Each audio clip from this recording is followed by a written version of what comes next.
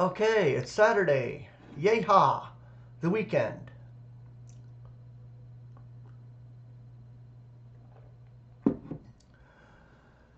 Our sister Catherine Holmes, she's going to go for another attempt at a live fellowship on Sunday. And I'm mentioning here so you have plenty of notice. She does give notice on her YouTube channel. I set a reminder for myself. I know life gets busy and we all get busy and things get happen and things like that, but we can't bellyache that we have no fellowship if she's actually making the effort to bring us together. The live thing is not my thing. It's probably not a lot of people's thing to do themselves, but she is opening up a room, and I think that's very awesome, and we need to get together. I'm making an effort to get in as much as I can. She closed down the room, and I don't blame her the last time because nobody showed up, and she's sitting there by herself really, talking to the video. But it's nice to have at least one person in live and on camera to be able to fellowship with, and I am making that effort every time she does a live fellowship now. So just for your notice, try to get in if you can. I'll post a link to her YouTube channel, and I'll post a video of hers today on purpose so you can have access to Catherine Holmes' YouTube channel and join us in the fellowship. And it is a fellowship when we get together in spirit, chit chat, whatever. It doesn't matter. We're not there to anything but just to get together in spirit, and no matter what, life is the way it is. The real deal is the real deal, and I thank God for it.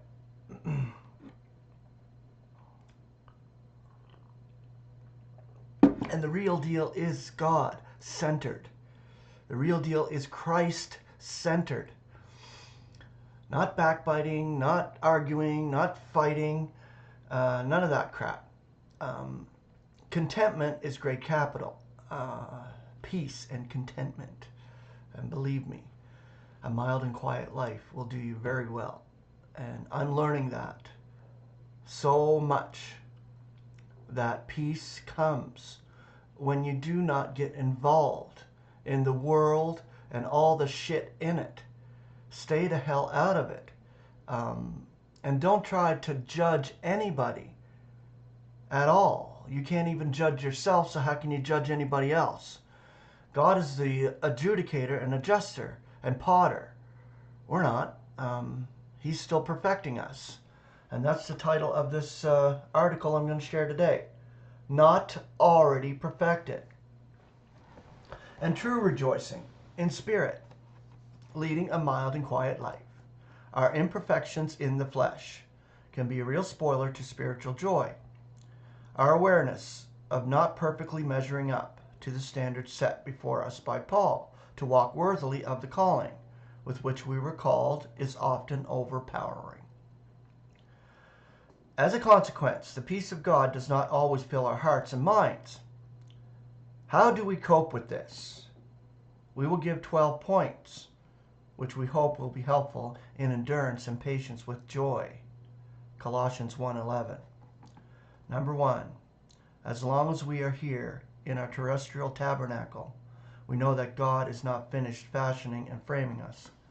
From Colossians 1:12, we learn that our Heavenly Father is making us competent for the allotment awaiting us.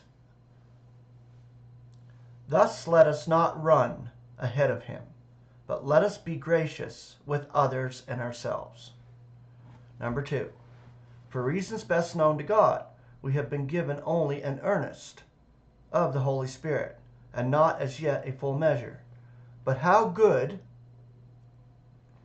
and encouraging to know that we also have been sealed with the Holy Spirit of promise for the day of deliverance.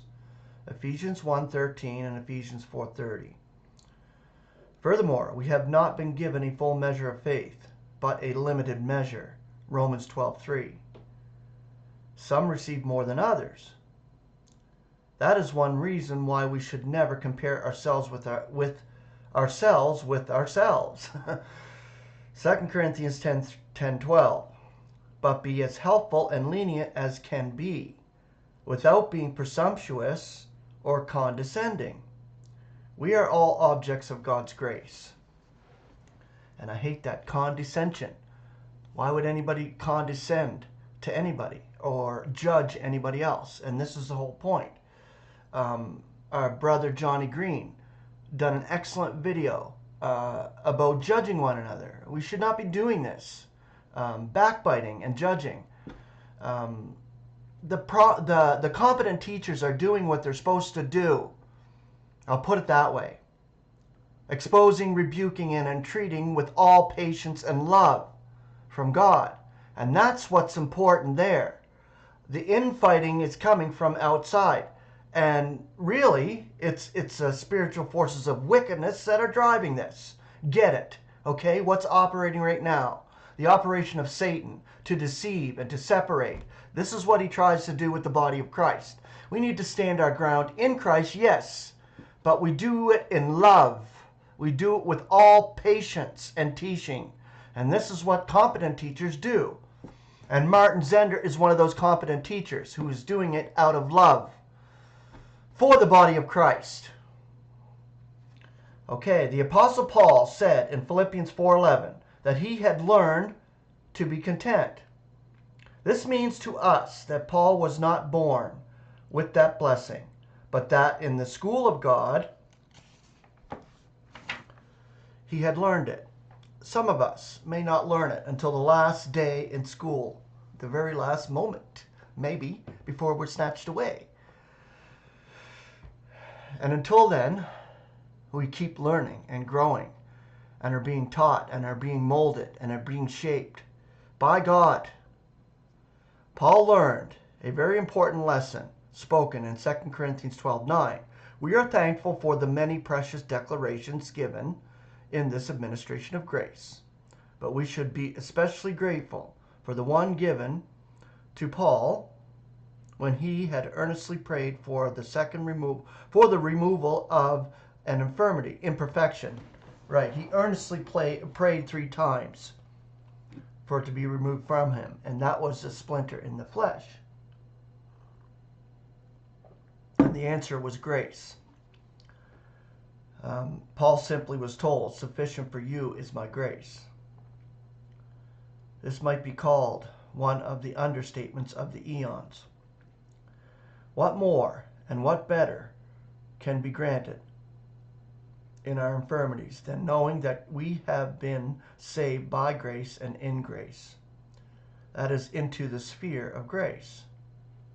As a fish in the ocean encounters water always, in all its movements, so we, in all our experiences in school, encounter God's grace in Christ Jesus no matter what, and no matter how many imperfections we still have. Since we will never come in this life to that degree of perfection that will allow us to say with honesty that we practice flawlessly the standard set before us, it is very helpful to consider what Peter, as a disciple, experienced when he was granted permission to walk on the water towards Jesus. Matthew 14:27 through 33. As long as he kept his eyes focused on the Lord, he was successful. When he looked at the billowing waves, he became afraid and began to sink. Of course, Jesus saved him. One important lesson to learn from Peter's experience is to keep our focus on the truth, as it was revealed to Paul by the glorified Lord and Savior. The truth will be making us free, also from frustrations of our imperfections. Number 5. Yes, as we walk on the stormy sea of life, perhaps too many times, with a sinking feeling, we would heed Paul's entreaty. Do not worry about anything. Philippians 4:6. That includes not worrying about the fact that we are not as yet perfect or perfected. How may we accomplish this?